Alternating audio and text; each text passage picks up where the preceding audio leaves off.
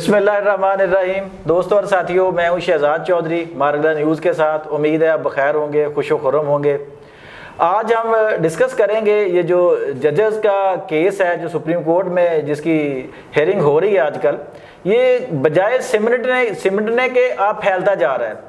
आपको पता है 6 जजेस जो थे उनका खत मंजर आम पर आया और अब high court, Lahore high court के 4 जजेस और सुप्रीम कोर्ट के 5 जजेस बशमूल चीफ जस्टिस ऑफ पाकिस्तान, उनको भी धमकी मेज खत मसूल हुए हैं। आज हम इस मौजू पर बात करेंगे कि ये मामला अब अगर खुल ही गया है तो इसको किस नहज पर हल होना चाहिए। हमारे साथ सीनियर तजिया निगार और कालम निगार सैयद जुल्फकार अली शाह मौजूद हैं। आइए उनसे बात करते हैं। अस्सलाम वालेकुम जी। वालेकुम सलाम। कैसे हैं? अल्लाह का शुक्र, आप सुनाएं? ठीक है, अल्लाह का करम। शाह जी, आपने देखा कि जजेस को खत का मामला, धमकियों का सिलसिला जो है, इसकी तारीख आपको पता ही है, आप तो बेहतर जानते हैं कि कोई नई नहीं है। बड़े अरसे से ये काम चल रहा है कि जो है वो इंतज़ामिया या इस्टेब्लिशमेंट जो है वो इस्तेमाल करती रही है अदलिया को। अब ये 6 जजेस से मामला बढ़कर 15 जजेस पर चला गया है, तो आप इसको किस तरह देख रहे हैं? अच्छा, नहीं चौधरी साहब, बात आप सही कह रहे हैं, लेकिन थोड़ा सा ना फ़र्क करें जी। थोड़ा सा फ़र्क ये करें कि आप एक चीज़ देखें कि इस्लामाबाद हाई कोर्ट के 6 जजेस ने जब चीफ जस्टिस पाकिस्तान को ख़त लिखा है तो उसकी हाइप आप देखें जी, एक तूफान खड़ा हो गया। ठीक है। और फिर तहरीक इंसाफ की तरफ से जो क्या बयानबाजियां थी।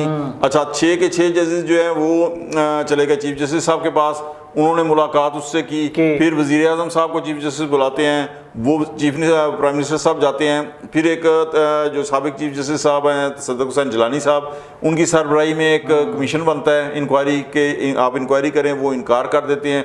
ये सारी आप देखें कि क्या हाइप थी। ठीक है जी।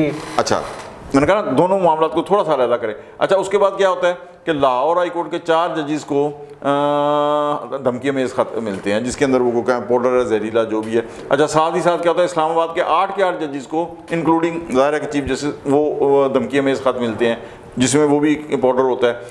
उसी दिन सुप्रीम कोर्ट के 5 जजेस, जिस तरह आपने कहा कि इंक्लूडिंग चीफ जस्टिस साहब, उनको भी ये खत मिलते हैं। अब आप एक चीज़ देखें कि जब ये वाक़या होता है कि जनाब जजेस को धमकी में खत मिलते हैं, तो वो जो 6 जजेस ने खत लिखा था वो कहाँ चला गया? वो पस मंजर में चला गया, यानी ना। ठीक है, वो मेहरबानी चीफ जस्टिस साहब की कि उन्होंने उसके ऊपर पहले 7 रुकनी बेंच बनाया और अब उन्होंने अंदिया दिया कि शायद फुल कोर्ट बन जाए। ठीक है।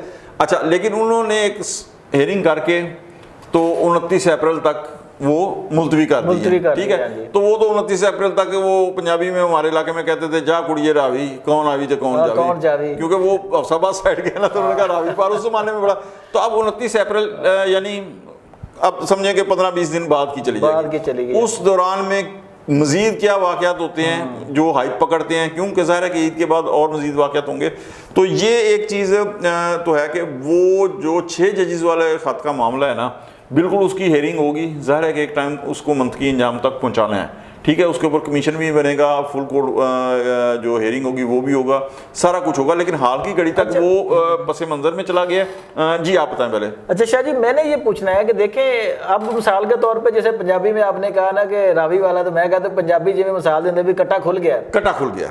अब ये अगर जजों के साथ दबाव या अदलिया में मुदाखलत का कट्टा खुल ही गया है तो शायद ही इसको अब पूरा नहीं खुल जाना चाहिए। वो कैसे? इस तरह कि देखें, जब अदलिया में मुदाखलत होती है तो एक मुदाखलत करने वाला है, एक मुदाखलत को बर्दाश्त करने वाला या उसका हिस्सा बनने वाला, और तीसरा बेनिफिशियरी जो है। ठीक है, किसी ना किसी के लिए तो किया जा रहा है। बिल्कुल ऐसा ही है। तो शाह जी, क्या उन सबको अब सजाएं मिलने का वक्त नहीं आ गया?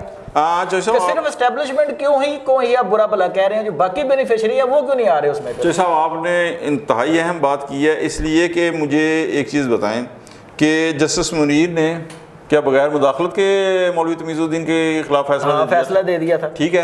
अच्छा, भुट्टो साहब को जो फैसला आया सजाए मौत का, जी बिल्कुल, तो उसके अंदर आप ये देखें कि सिर्फ भुट्टो साहब को नहीं आया, उसके से पहले जो जस्टिस,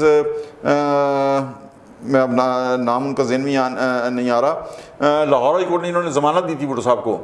ठीक है, उनको सर उनके खिलाफ कार्रवाई हुई थी। जस्टिस सफदर शाह को भागना पड़ा यहाँ से। तो जस्टिस नसीम हसन शाह क्या कह रहे हैं खुद कि हाँ दबाव मुदाखलत ही है ना। अच्छा, फिर आप 90 की दिहाई के अंदर आ जाएं। 90 की दिहाई के अंदर चौधरी साहब मलक कयूम को मियां शहबाज शरीफ साहब की कॉल आपको याद है? हाँ जी बिल्कुल, उनकी फोन ठीक है कॉल्स कि बड़े भाईजान कह रहे हैं हाँ जी कि बिल्कुल ये सजाएं दी जाएं, फिर वही सजाएं जो है वो मिली, लेकिन बाद में जब वो ऑडियो टेप आई मंजर-ए-आम के ऊपर तो वो सजाएं, अच्छा फिर भी आप देखें कि वो केस खत्म नहीं हुआ, कहा जी दोबारा हेयरिंग कर लें, ठीक है। अच्छा ये सारी चीज़ें, उसके बाद फिर चीफ जस्टिस को मुशर्रफ साहब बुला के सैक कर देते हैं, हाँ जी इफ्तिखार चौधरी साहब को, ठीक है। तो ये सारी मुदाखलत तो तारीख है पाकिस्तान की कि मुदाखलत होती हुई आई है। और फिर एक और चीज़ आपको बड़ी दिलचस्प बताऊँ, आपके सवाल से थोड़ा सा हटके दिलचस्पी का बायस होगी कि 2007 के बाद आप देखें ना, जब इफ्तिखार चौधरी साहब को वो बैठे हुए हैं और मुशर्रफ साहब बैठे हुए हैं, चौधरी साहब उसके बाद आज 17 साल हो गए हैं, इन 17 सालों में मोर देन 90% जो ब्रेकिंग न्यूज़ आई हैं वो सारी की सारी वो अदलिया से आई हैं, ठीक है जी, इतना फाल किरदार हो गया।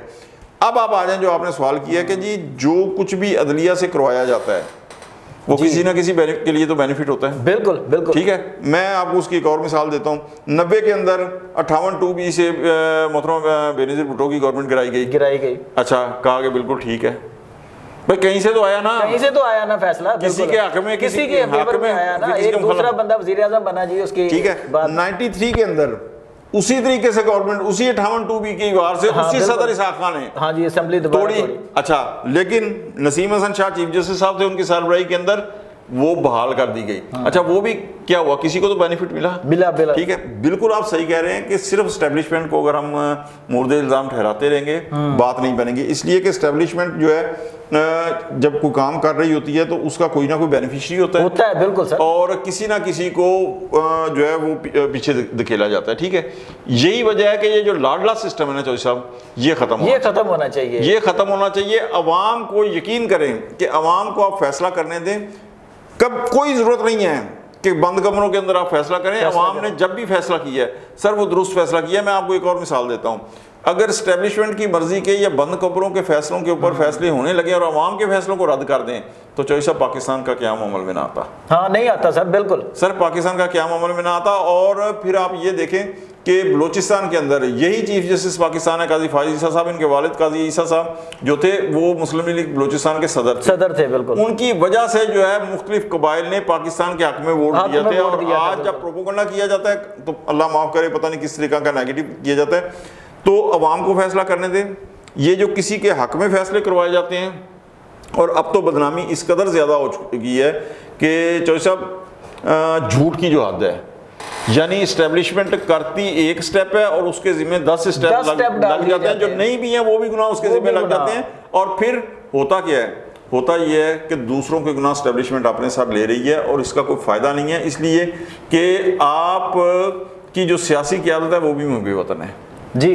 आप उनके साथ कोलिशन बनाएं, अवाम को फैसला करने दें, जो फैसला है उसके तहत आ जाएं, कोई कुछ नहीं होता। तो बिल्कुल आपकी बात सही है कि स्टैब्लिशमेंट को सिर्फ मुर्दे इल्जाम नहीं ठहराना चाहिए, बल्कि ये अगर कटा खुल ही गया है चौधरी साहब, तो जितने जज जिन्होंने इस तरह के फैसले किए, जस्टिस साकिब निसार हो, बिल्कुल उन्हें सबको जो ये एक कमीशन बनना चाहिए। उस कमीशन के अंदर मैं ये समझता हूँ कि बिल्कुल जो है रिटायर्ड जो चीफ जस्टिस साहब है, कोई जिनके ऊपर सबको एतमाद हो, उन्हें उसका सरबराह बनाएं, उसके अंदर सियासतदानों को भी बिठाएं, सिर्फ जुडिशरी कमीशन ना बने। ये जो 6 जजों का इशू है ये एक अलग रख दें, लेकिन इसको लेके पूरा एक कंप्रीहेंसिव कमीशन बनाएं जो फैसला करे शुरू से तारीख से लेके।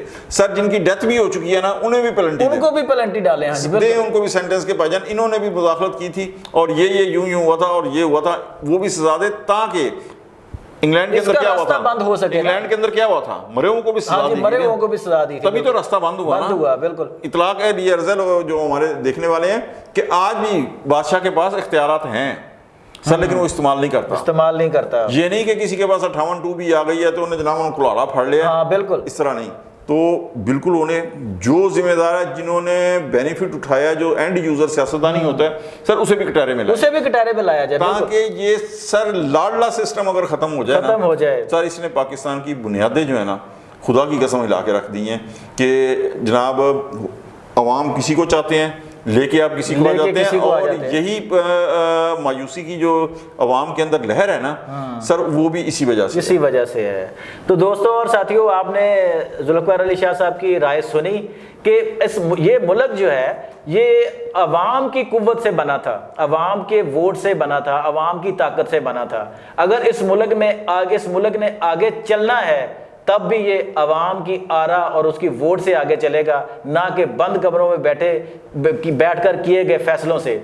आज अगर ये, जिस तरह हमने कहा कि अगर ये कट्टा खुल ही गया है, तो आज ये वाज़ेह हो जाना चाहिए कि इसके जितने भी बेनिफिशरी हैं, वो खा वो जजेस हों, खा वो जर्नैल हों, खा वो सियासतदान हों या कोई और, उन सब को कानून के कटहरे में लाना होगा और उनको सज़ा देनी होगी, ताकि मुल्क आइन और कानून के मुताबिक आगे बढ़ सके। अगर हमारा ये व्लॉग आपको पसंद आता है तो हम आपसे इल्तमास है कि हमारे चैनल को सब्सक्राइब कर दें और बेल आइकॉन को ज़रूर प्रेस कर दें, और हमारी वीडियोज़ को आगे लाइक और शेयर भी कर दें, ताकि हमारा हौसला मज़ीद बढ़ता रहे। अपना बहुत ख्याल रखिएगा। अगले व्लॉग तक के लिए इजाज़त दीजिए। अल्लाह हाफ़िज़।